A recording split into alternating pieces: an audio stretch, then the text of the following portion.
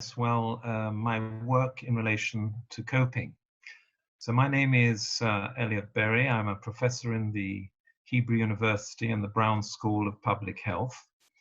And I've been interested in coping for the last 10 years and have developed a concept with other colleagues called the sociotype.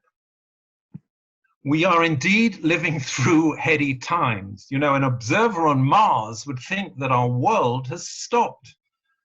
And all because of a minute, unseen virus which has brought the world to its knees, something that tsunamis, earthquakes, wars had never succeeded to do. And in fact, no one has ever experienced what we're going through right now. It's all very scary. We don't know exactly what is going on. We're living with uncertainty. We're not in control. And the big question is, how have we coped? And how will we cope in the future? How will things be different? Will they? So in fact, we're all taking part, all of us here, you out there, me in Jerusalem, we're taking part in a global experiment in medicine, public health, economics, sociology, and much more, and especially about coping. So what is the sociotype and what's it got to do with coping? Well, as I mentioned, the big question is really, how do we cope with life in general, with chronic disease, and now in particular in COVID times? Well, the answer is it all depends on your sociotype. And the sociotype is a concept derived from many disciplines: anthropology, medicine, nursing, genetics, physiology, psychology, sociology, and more. And in short, your sociotype interacts with your genotype. Now, what is your genotype? That's how carefully did you choose your parents. That's your genetic, your DNA. And together they interact to produce your phenotype. That is how you are, what you are, why you do what you do. In general, you as a person. Now, the genetic part of you is pretty static. It doesn't change over life. But your sociotype is dynamic across the life trajectory according to your experiences. And it's a concept I've been developing in the last 10 years in collaboration with Professor Sabine de Giest from Basel and Leuven. Now, the sociotype has three domains: individual health, relationships, and context. Let's just go through them together with you. Well, the individual health, and it's a lot of common sense actually. Individual health is your nutrition, your growth and development during childhood, your physical health and well-being, your psychological health, personality, emotional quotient, intelligence, and your spiritual belief systems. That's one, individual health. Number two, relationships. Now, that's how you are with your family, your friends, your work colleagues, your companions, and significant others. And they're really in three directions. You know, above you, how you are with your parents, how you are with your siblings and your spouse, and down with your children, going down the generation.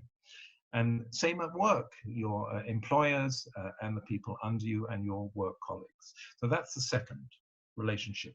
The third part of the sociotype, the third domain, is called context, and that's your education, your employment, social economic status, the political system, your ideological beliefs and societal values, your environment at home and leisure and work, and above all, in this present crisis, the health system in your country. So diagrammatically, let's see if we can understand it. Imagine life's journey is really like Sisyphus. We're pushing a large stone up an incline. Now, pushing it up, that's your individual health, your strength, your resilience, and how you do it. The incline that you're pushing it up depends on the other two domains, your relationships and your context. So you're pushing this stone up a hill, And as well, you're carrying baggage over your shoulder, and that's your life experiences. And you put things in and you take them out as you go along through life. And then there's not only doing that, you're walking up an incline, pushing a stone, carrying baggage, and then you're also juggling balls. And this I owe to my dear friend in London, Professor Albert Singer. You're juggling the 3 balls of the sociotype, the 3 domains. Now, when you're young, these balls are made of rubber. And as you get older, they progressively go from glass to crystal. Let's now give you some examples of sociotype questions. And these are very real, but quite difficult to analyze because it's not simple numerical data. You can't put numbers. So let's start. How would your life have been different since, let's say, you were 5 centimeters taller or shorter? Or if you weighed 10 kilograms more or less? What would happen to your relationships and how you conduct yourself if you had special needs? You have problems with your limbs or with your vision or with your hearing. And of course, if you have chronic disease like diabetes after a stroke or with arthritis and many more, if you've been in an unfortunate traffic accident, how that might change your life. Now, relationships. So one of the questions that comes up here is, when do you stop trying to please your parents? Now, whenever I ask this, most people say never. A couple of them have said to me, well, I don't please my parents now, I please my children. So that's a big thing, the influence of your parents. The second thing, and this is very important for evolution and genetics, how do we choose our partners? The big question that Jung asked, what do we see, what do you see in her, and what does she see in you, the animus and the anima? That's a very important question. We really don't know that. Mate selection. Another question, do people change or do they become more of the same? More practically, what happens when you have to, in your relationship, you care for a sick patient, a sick parent? What happens when you care for a sick parent or a spouse with dementia or a sick child? And then lifetime events like dealing with divorce and bereavement. So that's in relationships. It's a big part of our lives. And this is the sort of things that are not taught in school. You get them as you go along. Very important things like that you're just not taught. And lastly, in the context, well, these are big things, especially in COVID times, job dismissal, retirement, economic crisis, wars, natural disasters, and of course now dealing with shutdown. Now, the next thing I want to deal with is, so what coping has been observed during COVID? What have we, and this is an ongoing learning process because in different countries are at different stages. Some countries are still in shutdown. Some countries are gradually getting out of the shutdown. So let's go through things that I think are rather important lessons that we've learned from context. Well, the first one is preparedness, because the next epidemic or pandemic will be round the corner in the next years. So we've got to learn to be prepared. And it turns out that the countries that were prepared, like Singapore, South Korea, and Japan, have done much better than other countries. This is all entails international cooperation. Why? Because we're all in the same boat. You can't say viruses know no borders. So we're all in the same boat and we share research findings. In fact, the Chinese got out the RNA of the virus very quickly, the RNA code. And this has led to combined research. We've got to get vaccines and we've got to do that quicker. We're still waiting for the vaccine. We didn't actually get vaccines from MERS and SARS, the other coronaviruses, which happened in the last 20 years. With regard to the environment, well, that's certainly benefited, and I hope we can get to a green recovery. This is a unique experiment because the world shut down, so we can see how much is man-made pollution and greenhouse gases contributing to climate change, and that we'd be aware for that. There have been new organizational solutions, such as taking hotels and putting people in quarantine in them because there's no tourists and no service industry. Telemedicine, like I'm Zooming with you, but this is with patients as well. And this will change the way hospital clinics and outpatients will work. And your access to doctors. Education, distance learning, something's been long overdue. We need some frontal lectures, but not so many, and therefore our universities and school education will change. Not only education, business culture, flexible hours, working from home, online shopping, things I hope will change and reduce congestion. Everybody won't be 9 to 5, there will be staggering. This will lead to less traffic congestion and hopefully less road accidents. Online media. We've got virtual museums. We've had operas and concerts, things that we weren't really exposed to or used before the shutdown or the lockdown. And finally, from my part of the world in the Middle East, what's it done to terrorism? And what's the hope for the future? So that's context. Let's go on and consider now what's happening with relationships.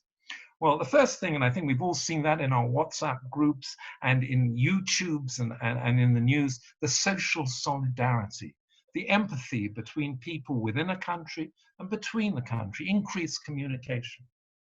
In the lockdown, we've got increased family time, time with children, provided your nerves are not frayed by too close proximity. And so that's a very interesting way we've had to learn to cope with being shut down together with the family. We'll come back to that a little bit later. Zoom technology, well, that's really changed the culture of our meetings and how we relate to people, how we see them. It means we only have to dress from the waist upwards, like I am here, actually. What's going to happen to the birth rate? Well, that we won't know until about Christmas time or the new year. No, so that's interesting. The downside, and that's with the family time, has been the increase in domestic abuse. And that's something that needs to be attended to, and at-risk families being able with helplines. But lastly, and I think the greatest help in coping and resilience has been humor. And a little bit of optimism. I'm going to give you some examples here because I think this week. First of all, in art. Well, the first one of the early pictures to come around was the roof of the Sistine Chapel by Michelangelo, where God is giving Adam hand gel because he doesn't want to touch him and get COVID. There was another one of Van Gogh trying to put on one ear a mask. And lastly, with the famous Leonardo da Vinci's Last Supper, it was an empty table. So that's with regard to art. Now, in music, we've also had lots of things going. There was a video at the beginning of a woman dancing gleefully on hearing that her husband had to go into quarantine. We've had the song taking off the Beatles, I Gotta Wash My Hands and Gotta Hold Your Hand. And we've had the singing Nabucco Hebrew Slaves chorus from Italy, and choirs and many other things. I think we can summarize that part by taking social distancing, singing, and social distancing, okay? Singing and dancing. People have felt the need, and through music and through art and through humor, to try and alleviate sometimes very difficult situations. And finally, at the individual level, what have we learned from this COVID and the coping that's necessary? Well, first of all, it's been very existential and super surreal about time management. We've been able to reconsider priorities. What are important in our life? Have we been able to do stress reduction? Have we got back in? We're not in equilibrium. Can we get back into equilibrium? I thought there were plenty of, time to do things, but there's been an example of Parkinson law, that work expands to fill the time available for its completion. So I thought, the cupboards I would clean and the papers I would go through just hasn't worked out. And there's also been behavioral changes. And one of the most important things here is concerning overeating when we're at home and without exercising and to control the overeating. Obesity has been found to increase the morbidity and mortality from COVID. What about cooking? We've had to cook, and now going to restaurants and fast foods, so we've had to learn a bit more cooking. I'll just say one thing about exercise, which I think is very good. One of the best exercises to do in closed space is skipping. It's not just for teenage girls and girls at school. Remember, boxers do skipping, and so fascinating and very effective exercise. So what I would like now, just to towards the end, is to discuss coping in the post-crisis situation. Well, we're at various stages of that. Well, first of all, the again, existential doubts. You know, we could have died, people. It's very scary.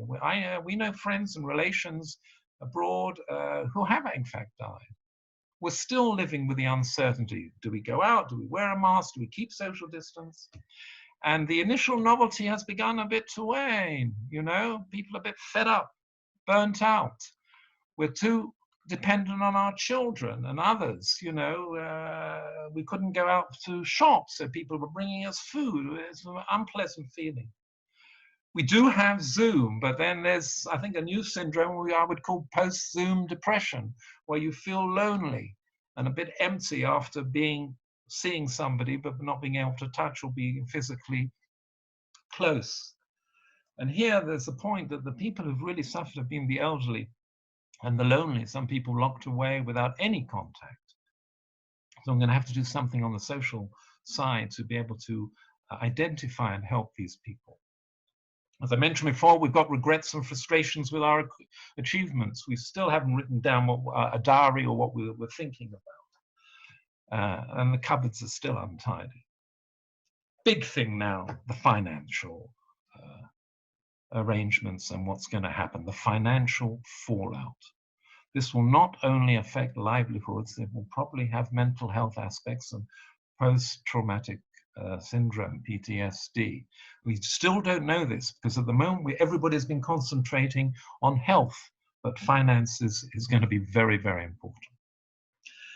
Another interesting side effect that's come to the fore is ageism. That means that decisions were blanketly made on chronology and not biology. What does that mean? It means we said all people over the age of 60, 65, 70, they can't do anything. They have to be locked away. Some of them have a biological age much longer. Some of them don't have chronic diseases, and they can certainly carry on as normal. And so ageism is a big issue and will be an issue and needs to be fought. And lastly, people might not want to go back to work. Following the sociotype framework, let's just mention a few things that we'll have to consider on the morning after. First of all, well, from the individual point of view, is it going to be business as usual? Are you going to go back to your old ways, or are you going to try for creative change? Unfortunately, there is a tendency that we will just go back to normal. It would be a great shame not to get positive improvements in our lifestyles, in our relationships, and in how we live out of this very special and unique experiences. How will it affect family relationships? That's also going to depend on the financial situation. How will communities change? How will our work habits change in context? Our work environment? Will we need offices? Will we share? Will we use Zoom? Will we need to travel? What's it going to say about national preparedness, which I hope we'll learn big lessons for, because it's terribly important. And international cooperation. Here in the Middle East, it would be very wonderful if there could be a new start and a new road towards peace.